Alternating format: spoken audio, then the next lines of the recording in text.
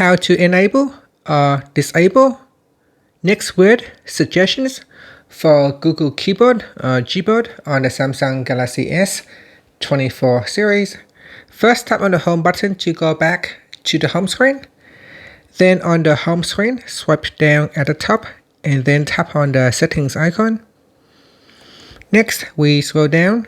Then in here, tap on General Management. And from here, tap on Gboard Settings. Then scroll down and tap on Text Correction. After that, tap on Next Word Suggestions. Tap on the toggle button to switch it off or turn it on.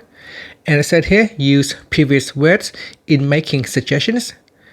Now, you can also go into that settings from by tapping on Keyboard List and Default, then tap on Gboard, and from there you can go into text correction as well. So that is another way how you can get into your text correction menu. And that's it. Finally, you can tap on the home button to go back to the home screen. Thank you for watching this video. Please like and subscribe to my channel for more videos.